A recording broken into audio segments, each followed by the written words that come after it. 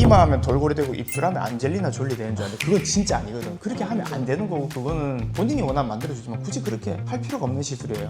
자기 콜라겐 만드는 게 되게 중요해요. 왜냐면 한 2년 지나면은 필러는 거의 부피감은 좀 많이 사라진다고 보면 돼요. 그래서 예전에 비해서 확실히 콜라겐 만드는 필러를 많이 하는데 한 가지는 자연스럽다, 한 가지는 내 거를 만들어서 오래 간다. 이 두 가지가 필러를 넘는 뛰어난 장점이기 때문에 이거를 선택하는 사람들이 점점 많아지지 않나 싶습니다.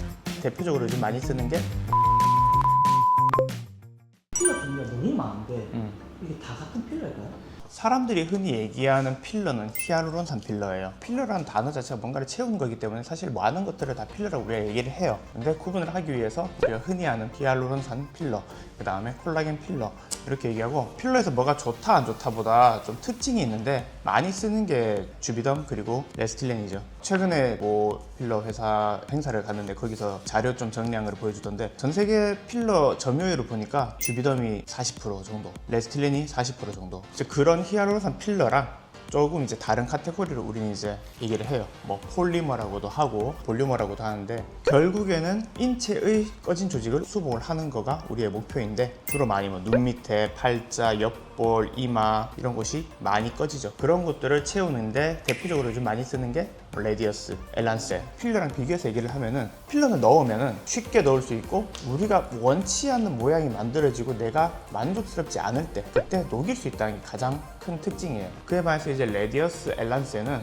녹이진 못해요. 그렇지만 얘들은 첫째로 넣어놓으면 자연스럽고 둘째로 여기에는 이제 뭐 엘란셀도 마찬가지고 레디어스도 마찬가지예요. CMC라는 어떤 그 물질이 있는데 이게 우리 개구리알 생각하면 돼. 개구리알 보면은 젤리가 막 있고 알들끼리 적당한 간격을 유지를 하고 있잖아. 그런 식으로 이 물질들이 유지를 시켜주는 CMC라는 겔이 들어가 있어서 얘들이 오랫동안 부피를 유지해요. 그럼 겔 안에 있는 그 알은 무슨 역할을 하느냐? 콜라겐을 만드는데 뭐 레디어스 같은 경우에는 표면에서 콜라겐을 만드는 세포들이 잘 활동할 수 있는 표면을 제공하는 거고, 그 다음에 엘란셀 같은 경우에는 그 콜라겐을 만드는 세포들을 좀 더 자극을 하는 거예요. 뭐 그런 식으로 우리 자가 콜라겐을 만드는 거를 자극을 함으로써 내 콜라겐 만드는 거라고 얘기를 하는 거지. 그래서 자기 콜라겐 만드는 게 되게 중요해요. 왜냐면 한 2년 지나면은 필러는 거의 부피감은 좀 많이 사라진다고 보면 돼요. 그래서 예전에 비해서 확실히 콜라겐 만드는 필러를 많이 하는데 한 가지는 자연스럽다, 한 가지는 내 거를 만들어서 오래 간다. 이 두 가지가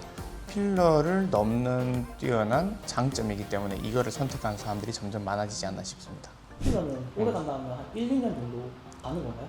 실제로 한 2년 전에 저는 한꺼번에 맞았어요. 근데 녹이는 게 아니기 때문에 난 조금씩 하자 그래. 그래서 요만큼 채우고 또 요만큼 채우고 요만큼 채우자 하는데 주로 맞은 데가 이런 부분들. 맞고 난 다음에 어떻게 됐냐면은 처음에는 뭔가 내 거 아닌 게 들어가니까 부어. 이렇게 하니까 이렇게 봤는데 볼이 이렇게 부어가지고 눈이 안 보여. 이렇게 거울 보면 눈이 안 보여. 무섭잖아. 근데 그렇게 붓기 가라앉고 어느 정도 이제 자연스러워지면은 한 1년 지나고부터 효과가 갑자기 너무 좋은 거야. 이런 부분들이 만져보면 이제는 내 살인 거야. 그러니까 2년 지났다고 해서 물질이 서서히 사라지는 거지 걔들이 만들어 놓은 결과물들이 꽤 오래 간다 이 말이지. 뭔가를 넣었을 때 이거 효과 얼마나 가요? 라고 할 때 필러는 얘기를 할 수 있어요. 필러는 넣어 놓으면은 많이 사라지는데 이렇게 콜라겐 만들어 놓은 거는 얼마 가냐라고 얘기하기는 좀 힘들어요. 그래서 반년에서 1년 사이에 한 번씩 필요한 시술을 하면서 내 얼굴에 부족한 거를 채우는 정도의 간격을 보는 거지 얘가 사라지기 때문에 시술을 다시 하는 시술은 아니에요.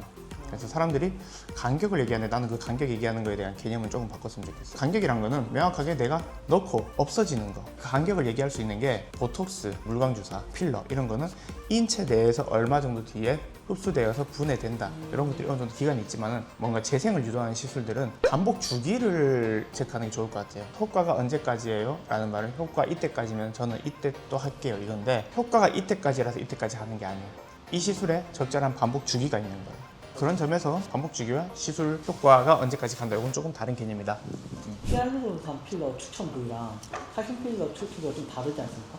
오래가는 가치보다 미세한 모양을 만드는 거에 좀 더 가치를 두는 곳에는 필러가 들어간다고 저는 보는데 필러를 추천하는 부위는 여전히 턱끝 그리고 관자는 많이 들어가요. 그래서 관자는 좀 양 때문에 필러, 그리고 이마는 아시아 좀 특징일 수도 있는데 일부러 살짝 빵빵하게 그렇게 약간 좀 돌고래까지는 아니지만은 그거는 취향이고 사람들이 이마 필러 한다 그러면은 뭐 입술도 마찬가지고 이마 하면 돌고래 되고 입술 하면 안젤리나 졸리 되는 줄 아는데 그건 진짜 아니거든. 그렇게 하면 안 되는 거고 그거는 본인이 원하면 만들어주지만 굳이 그렇게 할 필요가 없는 시술이에요.